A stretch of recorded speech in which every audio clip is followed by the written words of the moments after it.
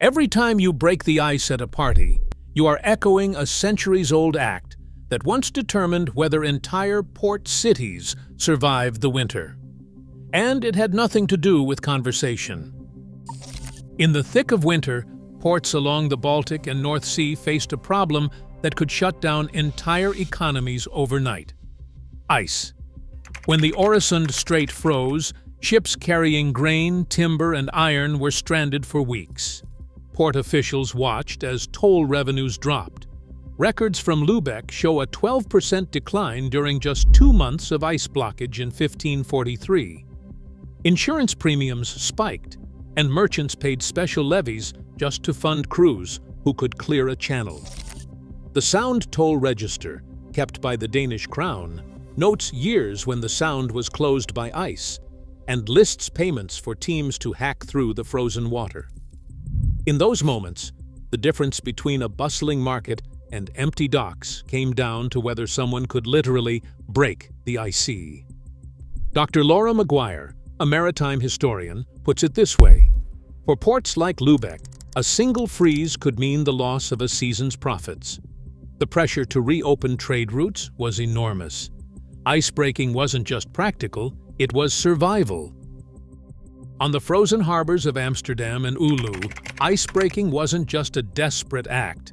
It was a carefully planned operation. Crews bundled in thick coats loaded up small boats, their hulls reinforced for the job. In Amsterdam, port logs from the 1600s describe teams rowing out with iron-tipped poles, chipping and prying at the ice to widen a narrow gap. The work was brutal and noisy, but every crack meant another ship could inch closer to the docks. Dutch merchants even started building boats with broader beams, designed to push aside broken slabs and clear a wider channel. In Oulu, Finland, city planners tracked each season's progress. By the late 1700s, they had organized municipal teams armed with horse-drawn cutters, slicing open kilometers of ice. The payoff was real. Oulu's export records show a 9% jump in shipments once regular ice clearing began. For these ports, breaking the ice wasn't a metaphor. It was a matter of survival and prosperity. Printed English offers a few early sparks where "break the ice" leaps from frozen harbors to the world of metaphor. In 1579, Sir Thomas North's translation of Plutarch's Lives drops the line: to be the first to break the ice of the vulgar and common sort of people. Here, the phrase steps out of the port and into the crowd, describing someone brave enough to open up a tough audience. Samuel Butler picks it up in his 1664 satire Hudibras, using it for breaking the silence before a heated debate. By 1711, John Gay's play, The What Do You Call It?, has a character who breaks the ice at a crowded banquet, turning the phrase into a tool for navigating social awkwardness.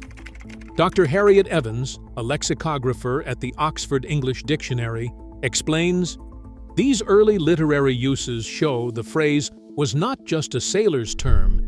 It was a vivid metaphor ready for anyone who needed to open a conversation or take the first step."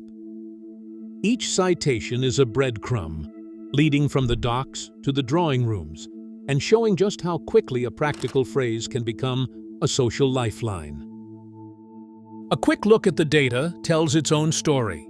Google's Ngram Viewer tracks the phrase "break the ice" in printed books, and the curve barely budges before the 1800s.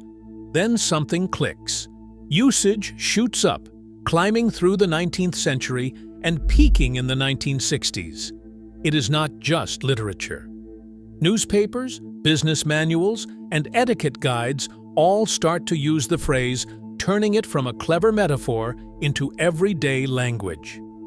Corpus analysts have noticed that the phrase does not just survive, it thrives, showing up in everything from Victorian advice columns to modern HR handbooks. The Russian poet Pushkin, famous for winter swims, was said to break the ice with his fist before plunging into the Neva, blending literal and figurative senses in a single gesture. By the late 1800s, the term icebreaker was being stamped onto ships built to smash through Arctic seas.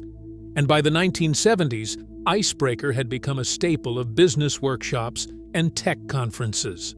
Today, the phrase pops up in dating apps, onboarding emails, and even the names of networking software, proving that break the ice has found a permanent place in modern life. Spanish speakers say romper el hielo, French has briser la glace, and Germans use das Eis brechen. Each one is a word-for-word match for the English phrase, right down to the icy image. Portuguese joins in with quebrar o gelo, showing up in newspapers, television, and everyday talk. These aren't loose translations or creative rewrites, they are direct borrowings, known as calcus, where the whole metaphor is lifted and set down in a new language.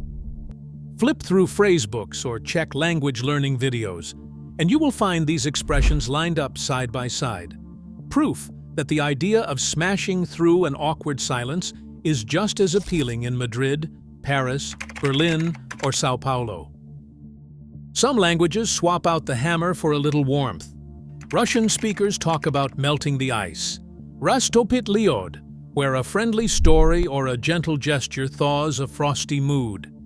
In Mandarin, the phrase pobing, or break ice, pops up everywhere from business meetings to news headlines. It is the go-to term for first contact in negotiations, and it is even a buzzword in Chinese corporate training. These twists show that the image is not always about smashing through. Sometimes it is about softening the edges or finding common ground.